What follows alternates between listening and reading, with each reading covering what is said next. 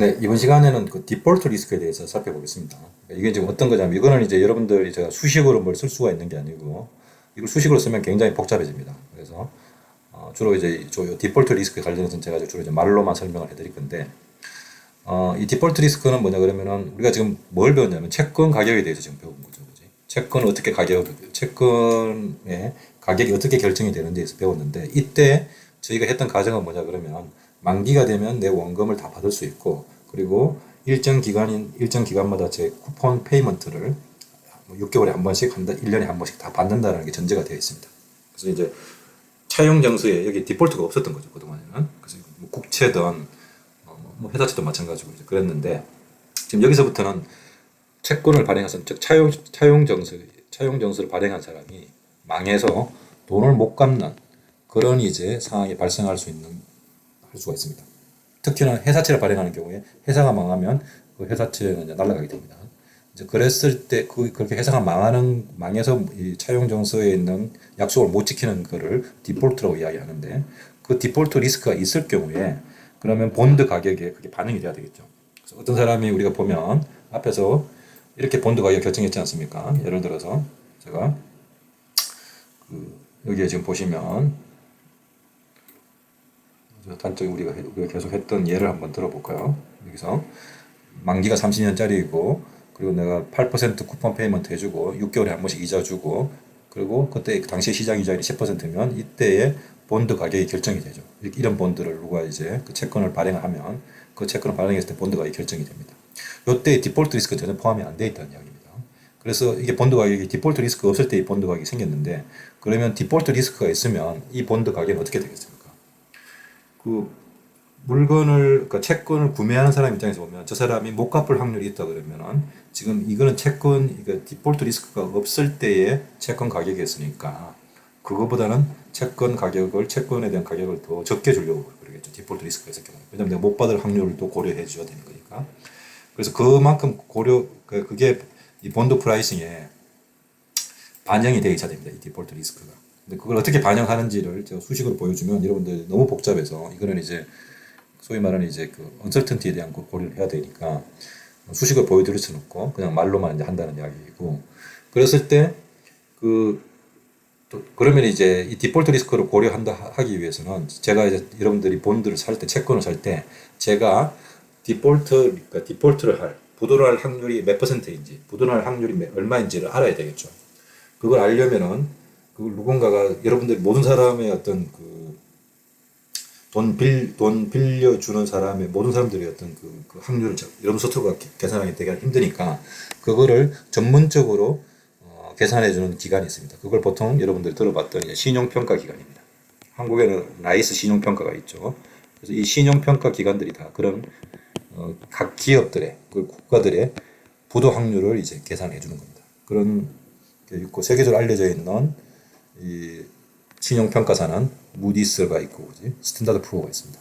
여러분들 이건 이제 미국에 있는 신용평가 회사인데, 전 세계적으로 많이 이 신용평가 회사에서 하고 있는 이 기업에 대한 어떤 그 정보들, 이 디폴트 리스크를 측정해주는, 제가 리스크가 얼마인지를 알려주는 그런 것들을 생산해낸 기관들이 이 기관들이고, 이 기관들의 정보를 사용하고 있습니다. 그럼 이 기관들이 어떤 식으로 이 디폴트 리스크를 표시해 주냐 그러면 이런 식으로 표시해 줍니다. 레이팅을 줘서 또 이게 대문자 A로 AA 3개, 혹은 대문자 A 하나, 소문자 A 2개, 뭐 이런 이런 판정을 받으면, 신용평가가 받으면 이게 가장 높은 레이팅이고, 또 이제 뭐 BBB라든지 BA를 받으면 일종의, 이거는 이제 인베스트먼트 그레이드 본드라고 이야기합니다. 무슨 말이냐면 뭐 투자에도 큰 무리가 없는 그런 본드. 그리고 정크 본드라고 있죠. 그러니까 얘는 좀 리스크 굉장히 큰 본드는 레이팅이 보통 BBB 혹은 BAA 이렇게 이제 받는 겁니다. 여러분들이 이게 일종의 신용평가의 어떤 등급인 거죠. 랭킹입니다. 여러분들 생각하면 그냥 여러분 학점 받을 때 A, B, C, D, F 뭐 이렇게 생각하시면 됩니다. 그래서 뭐 이런 학점에 얘는 뭐 D 정도 되고, 얘는 A나 혹은 A 플러스 정도 되고, 얘는 뭐 B, 뭐 C, 아니면 뭐 B 정도 되고, B 플러스나 B 정도 되고, 얘는 이제 뭐 C, 뭐 C 플러스, 뭐 D, 뭐 이 정도로 생각하시면 됩니다. 그렇게 이제 이런 신용평가사가 이렇게 이제 각 기업들을, 그리고 각 회사들을 회사들에서 이제 평가를 내리는 거죠. 너는 뭐 A 플러스야. 그러니까 디폴트 리스크 측면에서 보면 부도날 확률이 거의 없어. A 플러스. 너는 부도날 확률이 좀 있어. 그럼 뭐 B 플러스 뭐. 너는 부도날 확률이 아주 많아. 그러면 여기 보시는 것처럼 뭐 BBB, BA 이런 식으로 한다는 이야기입니다.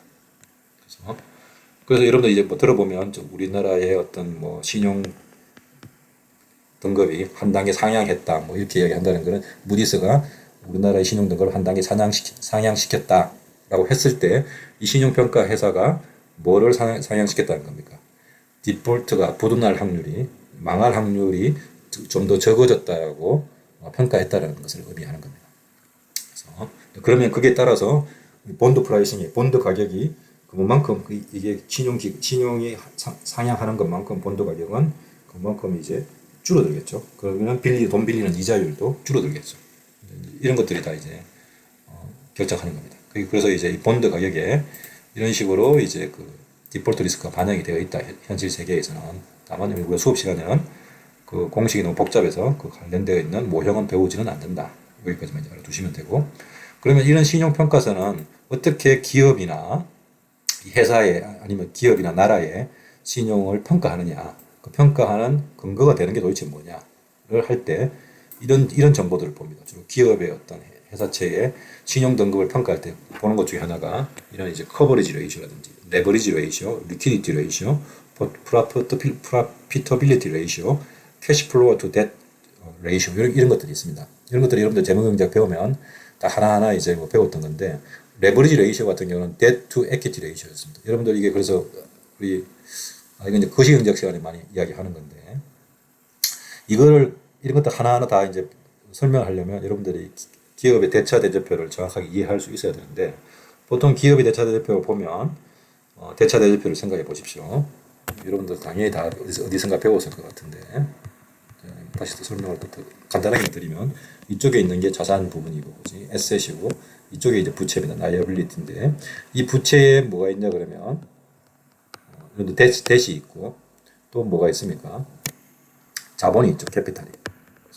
그래서 이 부채 더하기 자본이 에셋하고 항상 같아야 되는 거죠. 이게 대차 대조표인데 이 레버리지 레이쇼는 여기서는 debt to equity ratio라고 그러고 요 부채 내가 빌린 돈 중에서 equity가 차지하는 비중을 debt to equity ratio라고 하는데 이걸 레버리지 레이쇼로 하기도 하고 혹은 asset에서 asset 전체 가치에서 자본으로 나누어 준 거 이것을 이제 레버리지 레이쇼라고 합니다. 예를 들어서 내가 에셋이 1,000원이고 부채가 내가 800이고 그리고 내 자본이 200이라 그러면 이렇게 계산하면 자산을 부채로 나눠주면 레버리지가 505 정도 되는 거고 부채를 자본으로 나눠주면 레버리지가 4 정도 되겠죠. 어쨌든 이런 것들이 다 레버리지 레이쇼라 그러는데 이 레버리지 레이쇼가 크면 클수록 그만큼 이제 그러면 이 기업은 디폴트 확률이 높다고 이야기합니다.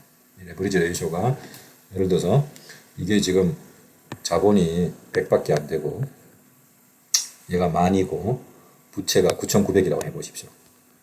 그러면 100 나누기 만 나누기 100 하면 레버리지 레이쇼가 100인 거죠. 그럼 이거 어마어마한 겁니다. 혹은 이 에셋이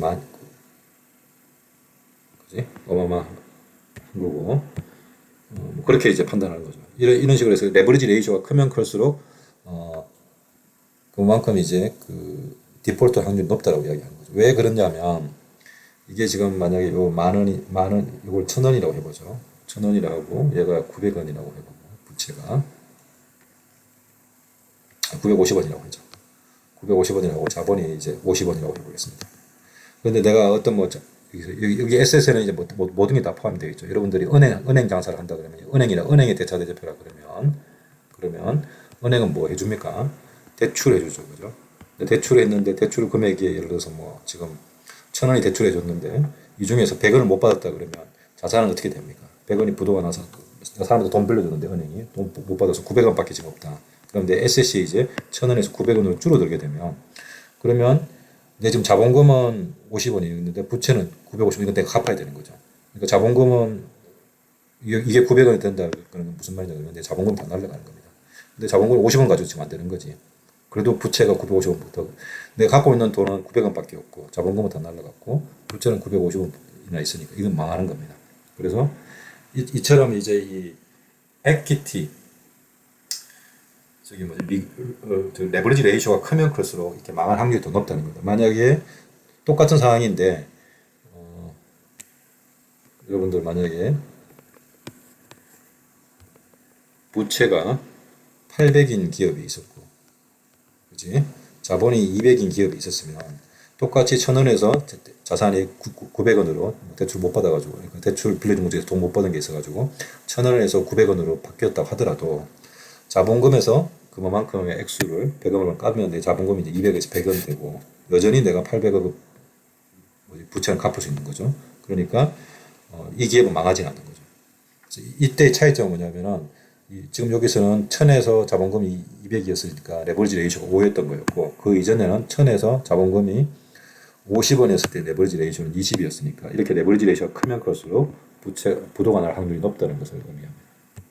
이런 식으로 이제 이 레버리지 레이쇼도 보고 또 리퀴디티 레이쇼도 보고 프로피터빌리티 레이쇼도 보고, 이거는 이제 여러분들 단기 순이익에서 자산 캐피탈을 나누어 준 것의 레이쇼를 이제 보는 겁니다.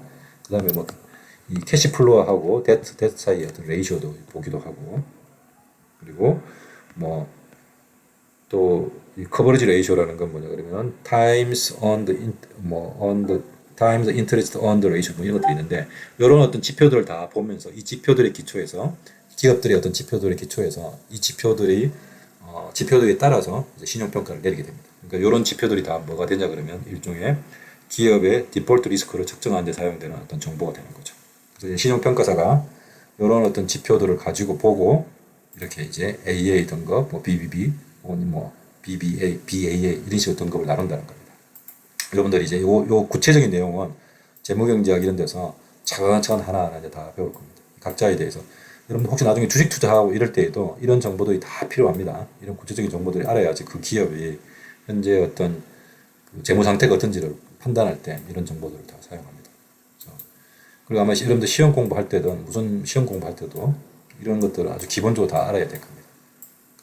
나중에 이제 뭐 금융 관련된 시험 공부할 때도 이것들은 다 알아야 될 겁니다. 그렇게 그 정도 수준에서 제가 설명을 드리고 나머지 분들은 스스로 이제 뭐 찾아서 공부해 보시기 바랍니다. 자, 요거는 이제 뭐냐 그러면 요 표는 뭐냐 그러면 요 레이쇼에 따라서 요게 아까 보여드렸던 거 제가 이제 예를 들어서 데트 요게 ROA라 그럽니다. 리턴 투 캐피탈에 대한 게 이게 여기 따지면 요겁니다. 프로피터빌리티 레이쇼를 측정하는 건데, 여기 보시면 신용 등급이 이쪽에서 AA로 가면 갈수록 여기서부터 신용 등급이 가장 낮은 것부터 이렇게 쭉 올라가면서 지금 여기를 따라서 여기서 이렇게 갈수록 신용 등급이 이제 높은 거죠. 그런데 요 리턴 투 캐피탈 ROA 기업의 어떤 프로피터빌리티를 보는 건데, 요 레이쇼가 신용 등급이 높을수록 요 레이쇼는 어떻습니까? 계속 커지는 거죠. 그걸 이제 여러분들 확인하시면 되고, 또 뭐 무슨 레이쇼를 한번 볼까요? 그러니까 요게 이제 좋은 걸수록 이게 순이익이니까 이게 순이익 나누기 캐피탈이니까 순이익이 자기 캐피탈 자기가 가지고 있는 자산 대비 그지 자본 대비 캐피탈이 그러니까 자본 대비 순이익이 잘 나오는 기업일수록 그 기업이 잘하는 거죠. 이윤율이 높은 거죠. 그러니까 이윤율이 높을수록 그 기업의 뭐가 신용 등급이 이제 증가한다고 이제 보시면 되겠습니다. 그래서 요 지표들이 요것들이 이제 얘인데 신용 등급에 따라서 신용 등급이 높아짐에 따라서 요 숫자들이 이제 어떻게 증가하면 좋은 거고, 또 반대가 되면 이제 반대의 거는 또 줄어들어야 되겠죠. 요게 지금 요거는 뭐냐 그러면 토탈 뎃 플러스 에퀴티 분의 토탈 뎃인데, 요걸 반대로 돌리면 이게 레버리지 레이쇼입니다. 이건 그래서 레버리지 레이쇼 역수니까 레버리지 레이쇼가 크면 클수록 기업의 어떤 디폴트 리스크가 크다고 그랬으니까 이게 반대가 되면 즉 무슨 말이냐 그러면 이게 지금 이 숫자가 작아지면 작아질수록 이게 레버리지 레이쇼 역수니까 이 숫자가 작아지면 작아질수록 어떻게 되는 겁니까? 그 뭐지? 이게 요걸 역수를 하면 그지? 이게 역수가 되면 어떻게 되겠습니까? 얘보다는 얘가 더 크게 되겠죠, 그지? 그래서 잠깐만.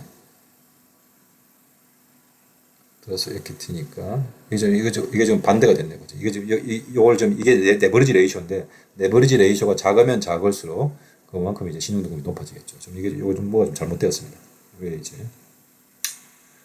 그 반대로 해야 될 것 같은데. 이게 타입4입니다. 반대로 해야 될 것 같은데. 뭐 이런 식으로 이제 볼 수 있다는 이야기입니다. 이 표현은 이제 그런 의미로 쓰이는 거고.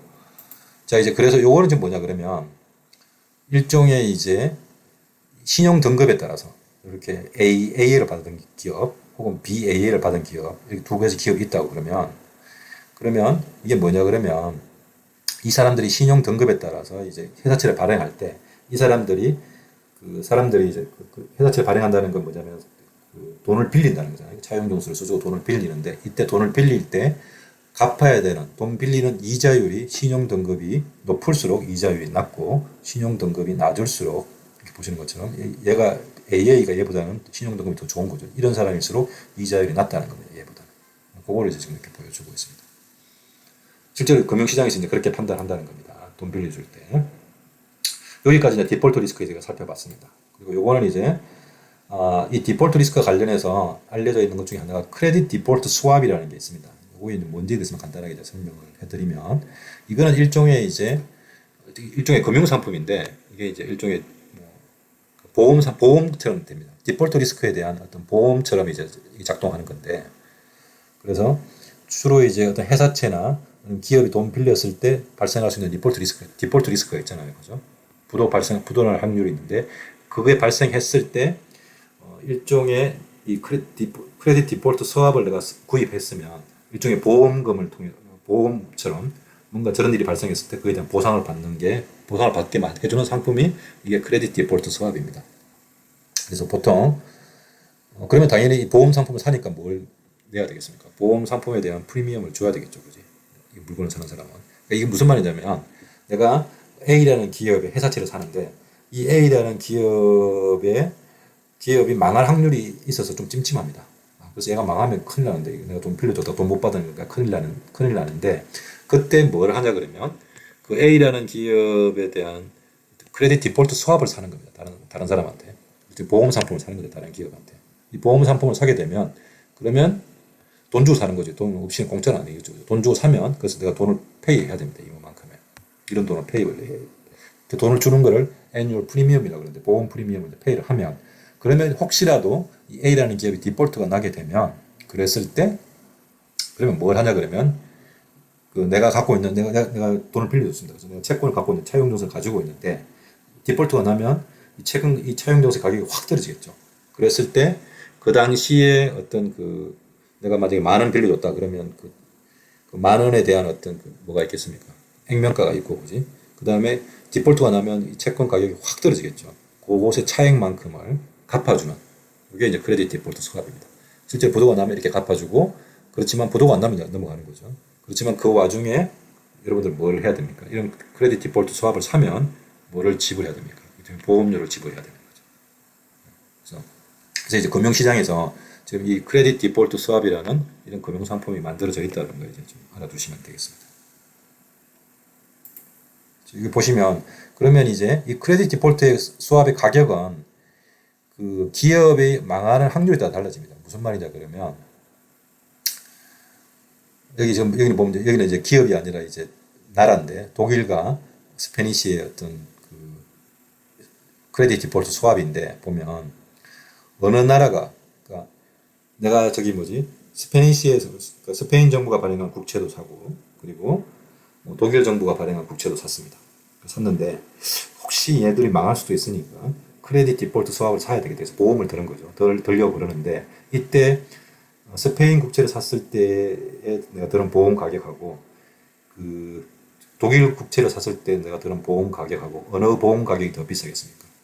당연히 스페인 국채를 샀을 때 들어가는 보험 가격이 더 비싸겠죠. 왜? 얘가 망할 확률이 더 높은 거니까 스페니시가. 그래서 여기 보시는 것처럼 이 프리미엄이 여기가 독일보다는 훨씬 더 높은 걸 알 수 있습니다. 여기 지금 보시면 이때가 2012년 이때가 미국의 스페인에 무슨 위기가 있었냐 그러면 재정위기가 있을 때였죠. 이때 가격을 보시면 뭐 500bp 정도 되지. 이때는 같은 시점에 독일 같은 경우는 100bp도 안 되지 않습니까? 베이스 포인트라고 이야기하는데 그래서 이 가격이 훨씬 더 높은 거죠. 그래서 이게 뭐 상식적입니다. 그걸 제가 이제 말씀을 드렸던 거였고 관련해서 이제 하나 더 이제 마지막으로 이것만 말씀드리고 여기까지가 이제 크레딧 디폴트 스왑에 대해서 이제 말씀을 드렸던 거였고 이번에는 크레딧 리스크와 관련되어 있는 또 한 가지 그러니까 여기까지는 디폴트 리스크에 대한 이야기였고 뭐 크레딧 리스크도 뭐 디폴트 리스크로 생각하시면 됩니다. 근데 이 디폴트 리스크 관련해서 또 하나의 상품 금융 상품이 있는데 그게 뭐냐면 CDO라고 Collateralized Debt Obligation이라는 금융 상품이 있습니다. 이게 이제 뭐냐 그러면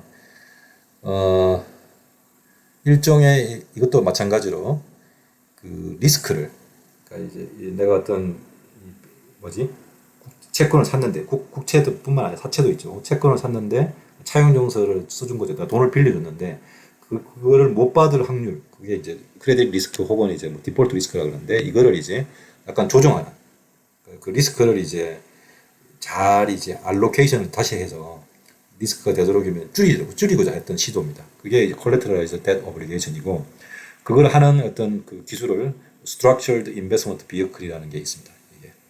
요 Collateralized Debt Obligation을 일종의 창출하는 이런 금융 상품 이걸 보통 이제 파생 상품이라고 그러는데 이 파생 상품을 창출하는 하나의 기술입니다. 이게 이제 미국발 금융위기가 터졌을 때 2008년, 2009년에 요 기술을 사용해서 만들어졌던 파생 상품들이 다 이제 망해서 나타났습니다. 그래서 이제 이거 보통 어떤 방식으로 하냐 그러면은 제가 이제 단적인 예가 이미 제가 앞에서 한번 설명드렸는데 지금 기억이 안 나는데 이런 겁니다. 내가 어떤 은행인데 A라는 사람한테 돈을 빌려줍니다. B, C, D라는 사람한테 돈을 빌려줍니다. 근데 다 이제 어떤 돈을 빌려준다 그러면은 다 이제 주택자금에 대해서 모기지입니다. 모기지에 관련해서 그래서 이제 집 담보 받고 집으로 담보 받고 내가 A라는 사람한테 뭐 예를 들어서 1억이면 1억, 2억을 빌려준 겁니다. B라는 사람한테도 마찬가지로 B라는 사람의 집에 담보 받고 2억 빌려줬습니다. C라는 사람도 마찬가지고 D라는 사람도 마찬가지고. 근데 중요한 건 뭐냐면 이 A, B, C라는 사람들의 전부 다 각자가 집 담보로 해서 돈을 빌려갔는데 이 돈을 못 갚을 확률이 다 다릅니다. 디폴트 리스크가 다른 거죠. 그래서 이제 A라는 사람은 아주 이렇게 신용이 좋아서 대체적으로 뭐 빚을 갚을 확률이 대단히 높은 사람이고 B는 뭐 중간쯤, C도 뭐 중간쯤, 근데 D는 좀 확률이 낮은 거죠. 뭐 이런 사람들의 어떤 은행의 입장에서 보면 뭐 당연히 집 담보를 대출을 해주더라도 그죠. 얘가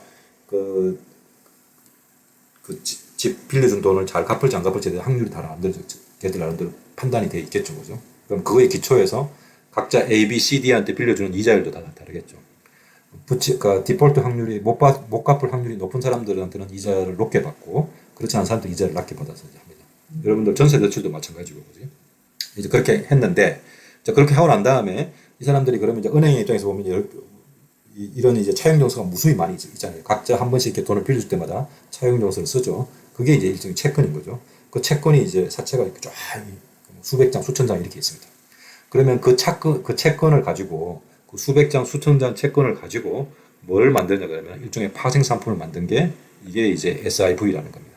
그래서 보통 그거를 이제 Mortgage Backed Collateralized Debt Obligation이라고 이야기하는데 모기지 이렇게 어떤 콜레터라이즈가 된 거냐 그러면 집 담보가 된 그런 이제 파생 상품을 만드는 건데 그럼 어떤 방식으로 만드냐 그러면 이런 식으로 내가 어떤 파생 상품을 만들 때 그 중에서 내가 모기지 빌려주었던 이 채권들 차용 정서 중에서 거기에 디폴트 확률이 낮은 애들 내가 100장을 가지고 새롭게 상품을 만든다 그러면 디폴트 확률이 낮은 70개 정도는 가져와 가지고 두고 그 중에 디폴트 확률이 중간쯤에 있는 것 또 한 10개 정도 가져오고 또 중간쯤에 있는 것 또 한 10개 가져오고 마지막으로 디폴트 확률이 조금 좀 있는 애들 그러니까 디폴트 확률이 예를 들어서 A, B, C, D가 있다 그러면 디폴트 확률이 A는 확률이 거의 없는 애들 걔들 거 한 70장 가져오고 B는 조금 있는 애들 10장 가져오고 80장이죠. 그 다음에 C는 중간쯤에 있는 애들 그래서 걔들 15장 가져오면 이제 95장이지 않습니까? 그리고 마지막으로 디폴트 확률이 좀 높은 애들 5장 이렇게 합쳐서 일종의 하나의 새로운 파생 상품을 만든 게 이게 Mortgage Backed Collateralized Debt Obligation 그렇게 해서 만든 그 채권을 가지고 이제 또 이제 그 파생 시장에서 이제 요렇게 만들어진 포트폴리오를 이제 판매했던 거죠. 판매했는데 문제는 이렇게 해서 이제 일종의 계속 파생 상품이 만들어지면서 시장에서 이게 거래가 되었는데 2007년, 2008년 금융위기 때 무슨 일이 발생했냐 그러면 이게 갑자기 한쪽에서 이 뭐지 못 갚는 사람들이 발생하기 시작했던 겁니다.